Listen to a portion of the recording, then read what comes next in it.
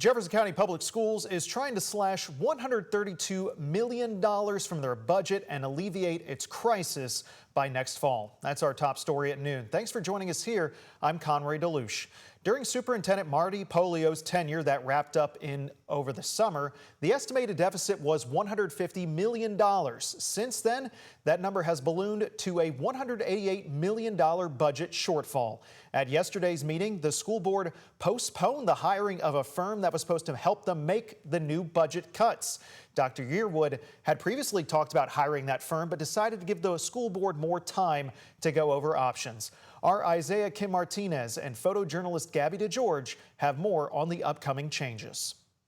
This condition we're in today, we should not be in this. We shouldn't be in it, and we are not going to be in it whenever we get through with this process. A promise from Superintendent Brian Yearwood to the families and staff of JCPS.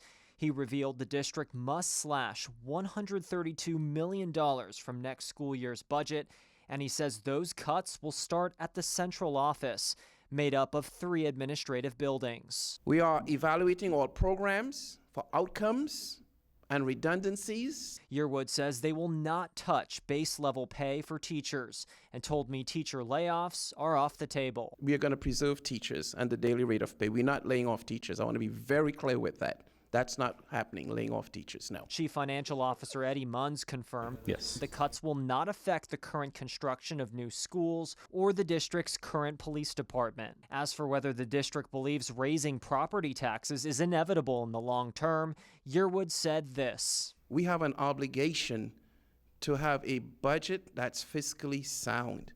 And in my opinion, we will not be looking at taxes to help this condition. We must balance our budget first. JCPS leaders have about 3 months to get a budget proposal together that'll roll back spending for next fall. Isaiah Kim Martinez, WHAS11 on your side.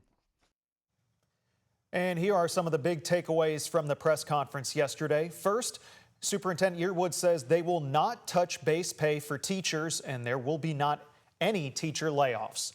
Second, the district plans to make significant cuts to the central office to scale back costs. And third, Yearwood says preserving educational programming for students will be the top priority. And now let's take a look at our forecast outside. Matthew, another beautiful and sunny day. Absolutely, yeah. We're continuing the gorgeous conditions outside, but just a few more clouds, but as we know, still warm out. I know you're tired of it, right? I mean, we are still going to see those fall warm conditions outside for us, and temperatures not too bad right now, just into the upper 70s, 78 degrees in Louisville, 71 in Mitchell. So a little bit cooler in places like Mitchell, Paoli, but you're at 80 degrees in Jasper. Let's look at some of those weather headlines. Still going to be warm and sunny, and throughout the rest of the week, nice pleasant weather will greet you as you head out the door for you as you head towards your Thursday and Friday. But next week, we are tracking some small rain chances returning back into the forecast. So we'll have to keep an eye on that because we know we desperately need the rain out there for you. Let's look at that hourly planner back into the mid 80s by about 4 p.m. with a few clouds lingering around. But that sunshine really going to pretty much stick around for the entire day. Back into tonight, temperatures fall off into the mid 70s. And back into the upper 60s. Those highs today across Kentuckiana, everyone really right at 85 degrees. Some places in Munfordville, 86, but everyone just into the mid 80s for highs on tomorrow. Back into tonight, though, much cooler weather, mid 50s, some areas into the lower 50s by tonight for a cool and crisp night. And that bus stop forecast heading home will be right around 84 degrees. Any after school practices will be a bit warm and sunny. Also, sunny and warm sunny and warm weather will continue throughout the week, but we could see a change in the pattern by next week. I'll be timing that out coming up in just a few minutes. We'll send it back over to you, Conroy.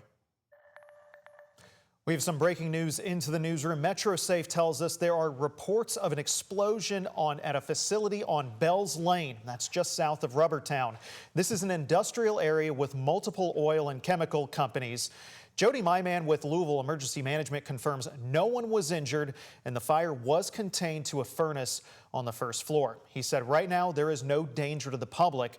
Our crew just arrived on scene and we know where PRP Fire and Louisville Emergency Services are responding to the explosion.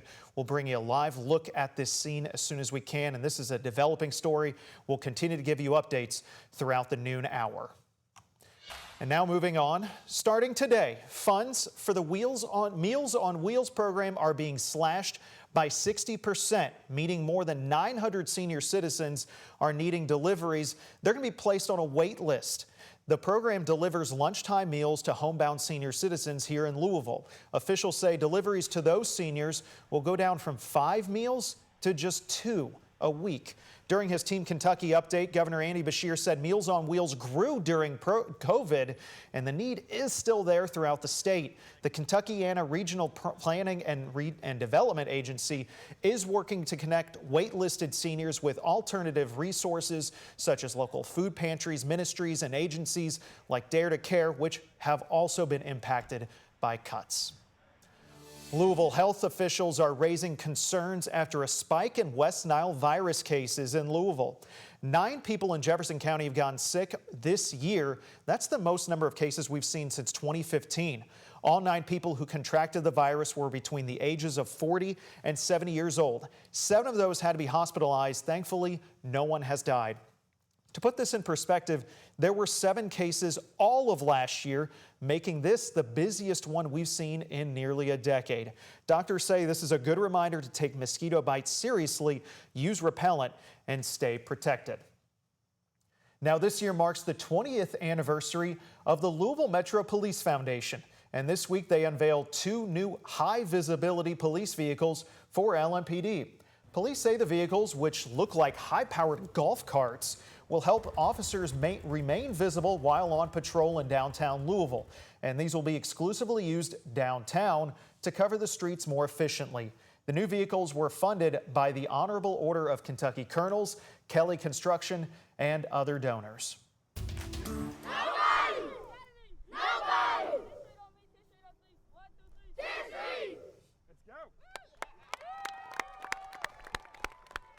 Exciting day in West Louisville as we just opened a new green space in the Russell neighborhood. The new Walnut Street Park sits at 13th and Muhammad Ali Boulevard, right by the soon-to-be opening Baxter Community Center. The 4-acre park offers a walking path, sports fields, courts, and a playground. Over in southern Indiana, it's official. The city of Jeffersonville has a new police chief. Michael Scott McVoy was appointed to the position after former Chief Kenny Cavanaugh stepped down in August. McVoy has served as the interim chief since then. Cavanaugh led the department for the last 10 years and stepped down, citing financial pressures facing the city in the wake of budgets that are impacted by Indiana's Senate Bill 1. Happening today in Louisville, it's the grand opening of the Speed Art Park. The project transformed 3 acres of land at the Speed Art Museum into a public green space. It's expected to serve as many as 500,000 visitors each year, which includes students and faculty from U of L who walk through the area every day. This park will be open from dawn to dusk and has 10 new sculptures and around 150 newly planted trees.